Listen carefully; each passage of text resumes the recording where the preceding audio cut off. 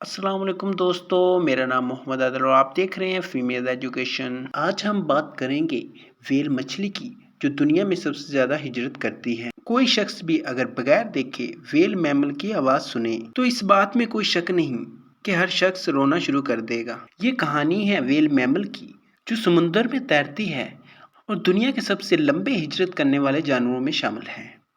بہت سے سائنٹسٹ اسے 50 ہرٹز کے نام سے جانتے ہیں۔ وہ اسے ایسا نام دیتے ہیں کیونکہ وہ خاص قسم کی آواز نکالنے کی ماہر ہوتی ہے۔ ویل میمل کی آواز کی فریکوینسی 10 ہرٹز سے 40 ہرٹز تک ہوتی ہے۔ دوسرے جانوروں کی طرح ویل میمل بھی آپس میں بات کرتے ہیں۔ یہ بات چیت صرف خاص قسم کی فریکوینسی سے ہوتی ہے۔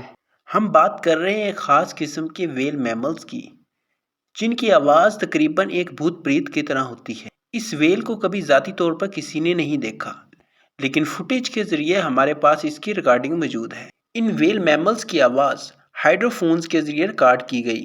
یہ اکیلی ویل میمل دہائیوں سے اپنا سفر طے کیے جا رہی ہے اور پہلی بار اس کی آواز 1980 کی دہائی کے آخر میں سنی گئی۔ سائنسدانوں کا یہ کہنا ہے کہ ویل میمل کو پیسفک اوشن کی گہرائیوں میں اگست سے دسمبر اور جنوری سے فروری کے درمیان روتے ہوئے پایا گیا۔ سائنسدان اپنی بہت سی چہم گوئیوں میں مصروف ہیں۔ کچھ سائنسدانوں کا کہنا ہے یہ بلو ویل کی کوئی خاص قسم ہو سکتی ہے، جبکہ کچھ سائنسدانوں کا یہ کہنا ہے یہ بلو ویل کی کوئی خاص حالت ہو سکتی ہے۔ ہو سکتا ہے ویل صحیح سے سن نہ سکتی ہو۔ اس بلو ویل کا لمبے عرصے تک سفر کرنا اس بات کی عکاسی کرتا ہے کہ یہ بالکل صحت مند ہے۔ یہ خاص قسم کی رونے کی آواز صرف بحر الکاہل کے ساحلوں میں دیکھی گئی۔ سائنسدان پچھلے 30 سالوں سے ابھی تک صرف ان ویل کی آواز ہی ریکارڈ کر رہے ہیں۔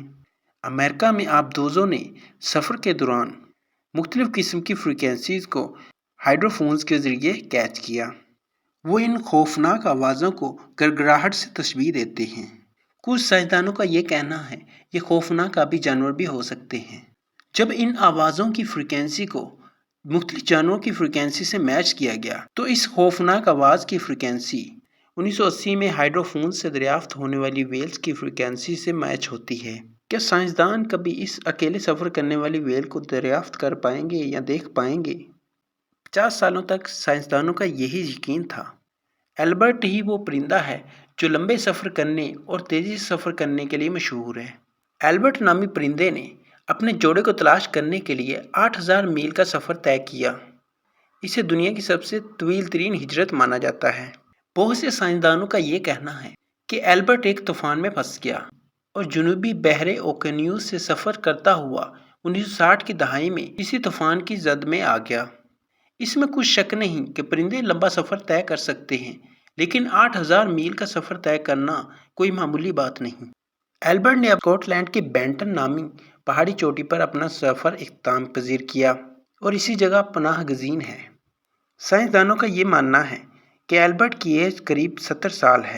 پرندے کوشش کرتے ہیں کہ وہ اپنے جیسے پرندوں کے ساتھ دوستی بڑھائیں۔